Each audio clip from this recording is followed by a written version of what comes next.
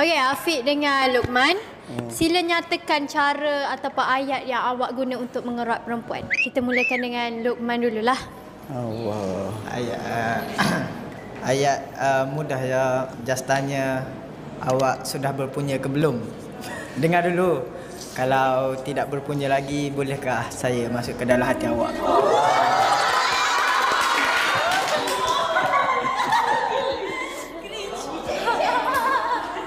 Okey, ada lagi. Ke tanya macam ni. Boyfriend tak marah ke chat ni? Tak. Itu ayat-ayat buaya. Itu ayat-ayat buaya. Kita sebagai seorang lelaki, kita tak nak permainkan hati perempuan, faham?